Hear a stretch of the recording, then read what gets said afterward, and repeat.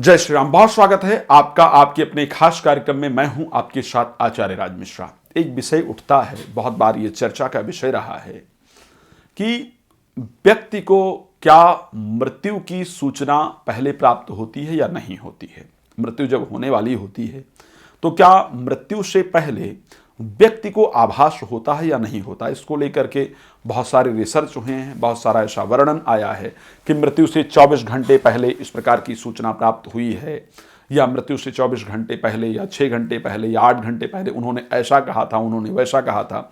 आपने बहुत बार देखा होगा कि बहुत सारे लोगों के बारे में ऐसी चर्चा रही कि उन्होंने अपने मृत्यु से इतने दिन पहले ये चीज़ें बता दिया था, अपने मृत्यु के समय से पहले ये सारी चीज़ें बता दी थी, इस प्रकार का बता दिया था।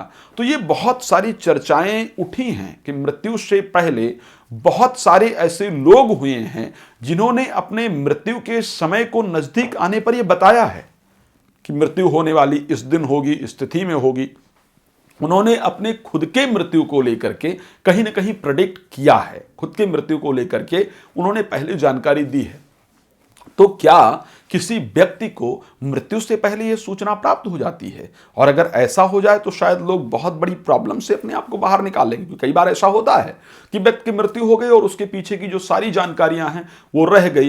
एक तो मैंने कार्यक्रम ऐसा एक बार एक न्यूज़ सुनने में आया था, कोई व्यक्ति था, बहुत बड़ा आदमी, और वो कहीं का था, वो इंडिया ही शायद या किसी इंडिया ही घूमने आया था, और उसके अकाउंट में आई थिंक 600 करोड़ रुपए या कुछ रुपए ऐसे थे।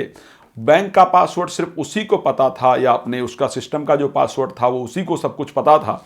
और वहाँ का नियम था कि अगर पासवर्ड नहीं पता चलेगा तो उसका धन उसकी पत्नी को नहीं प्राप्त हो सकता। नॉमिनी उसने शायद बना नहीं रखा था, और उस व्यक्ति को हार्ट अटैक हुआ, इंडिया ही आई थिंक घूमने आया था, और उसको हार्ट अटैक हुआ, मर गया, और उसकी सारी संपत्ति कहीं ना कहीं बैंक के द्वारा जब्त कर ली गई या सरकार, कुछ ऐसा हुआ था। मैंने एक बार न्यूज़ सुना था।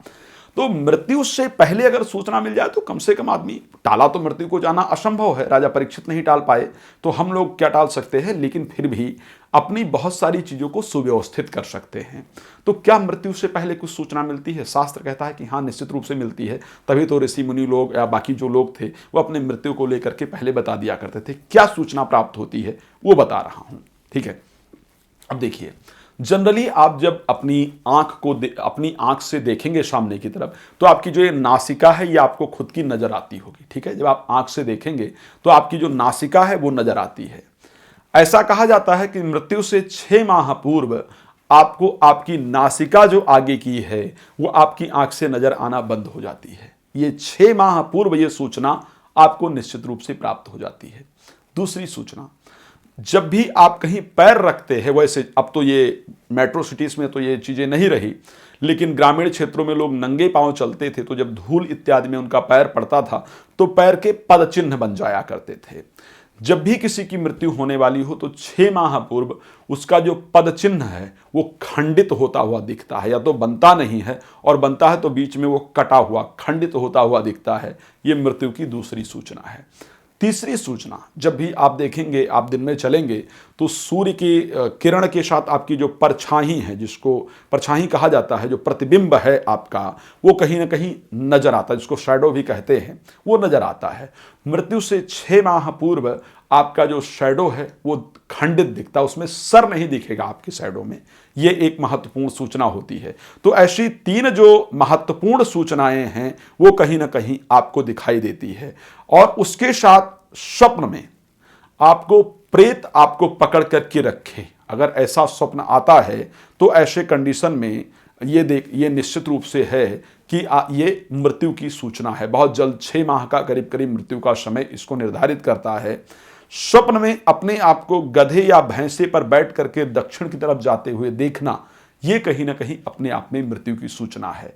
तो ये बहुत सारी सूचनाएं हैं, शास्त्र में ऐसा वर्णन है। मैं इसको ये नहीं कहता कि नहीं ऐसी परिस्थितियां हैं, लेकिन शास्त्र में इस प्रकार का वर्णन मिलता है, तो मुझे लगा कि आप सब तक इस चीज़ को जरूर पहुंचाना चाहिए। कोई अन्य जानकारी चाहिए हो तो प्लीज़ कॉल कर लीजिएगा, डिस्क्रिप्शन में नंबर लिखा हुआ है। हम निश्चित रूप से आपको जानकारी देंगे। कोई रत्न, रुद्राक्ष इत्यादि, कोई यज्ञ अनुष्ठान इत्यादि भी कराना है तो आप संस्था में संपर्क कर सकते हैं। कुंडली विश्लेषण को लेकर के, मैच मेकिंग को लेकर के, हस्तरेखा, वास्तु इत्यादि को लेकर के भी आप संपर्क कर सकते हैं। प्रतिदिन मैं लाइव भी आता हूं, तो आप लाइव मेरे साथ जुड़ सकते हैं। जय श्री राम, बहुत धन्यवाद।